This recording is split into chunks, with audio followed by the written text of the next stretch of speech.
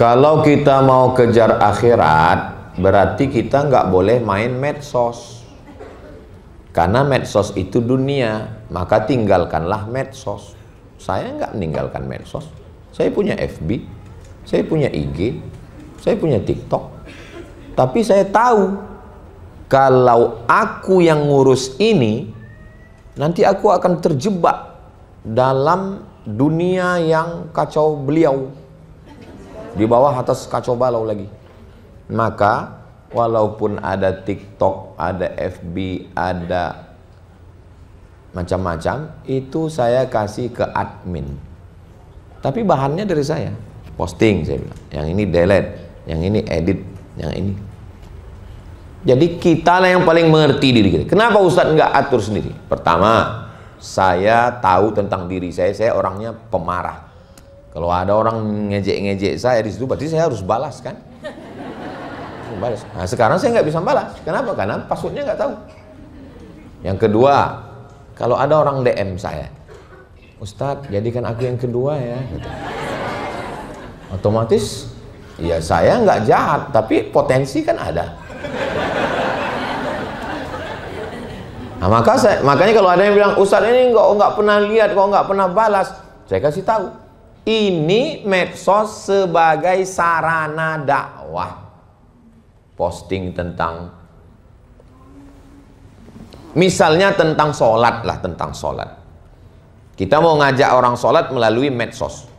Apa kalau kita ngajak orang sholat, paling banyak cuma tetangga depan, kanan, kiri, 4 orang. Tapi kalau kita pakai medsos, tapi Pak Ustadz, kalau kita pakai medsos untuk ngajak orang sholat, nanti kan kita riak. Lihat caranya dulu. Yang riak itu, alhamdulillah tarawihnya sudah 40 rakaat. Kamu berapa? Nggak usah ceritakan amal kita. Kita bahas aja. Ini mungkin Ramadan kita yang terakhir loh. Bisa jadi tahun depan Ramadannya ada, kita belum tentu ada. Itu saya kasih sampel satu contoh tentang bermedsos. Bukan berarti meninggalkan dunia lalu kita nggak punya sosial media. Pakailah. Posting gambar, posting yang rame-rame, yang kira-kira wajah ibu sebesar kacang hijau. Karena kalau wajah perempuan diposting tunggal satu, bisa diedit orang. Ingat, gambar kita yang sudah kita posting itu menjadi milik bersama, milik orang. Dia bisa apakan aja. Kan berarti kayak kita nanti di sini. Ini nanti akan kita posting, tapi wajahnya udah ya melihatnya pakai mikroskop. Saya satu sampel contoh bahwa tidak meninggalkan dunia. Begitu juga dengan berteman, berkawan, bersahabat.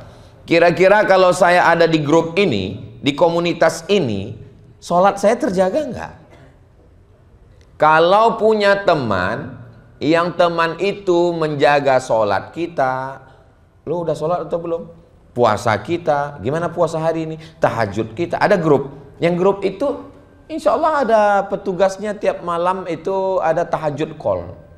Ada satu orang yang ditugaskan untuk nelpon. Tahajud ya sister, tahajud ya. Nah, habis dia nelpon dia pun tidur.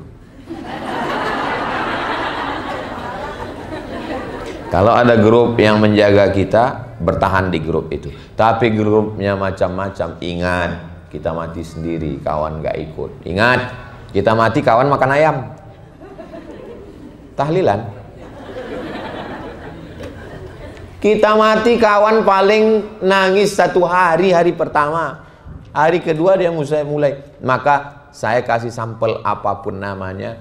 Kalau dengan usaha ini saya bisa nabung, punya duit, memberangkatkan umroh anak yatim, nyekolahkan fakir miskin, buka sekolah gratis, bisa membantu orang duafa, bisa buka laundry kecil-kecilan untuk janda tua yang masih hidupnya tidak punya anak sebatang kara, teruskan. Tapi kalau merusak akhirat saya, maka pentingnya kita jangan sendirian. Man syadza syadza finnar, berjamaah. Prosesnya 4. Yang pertama hijrah.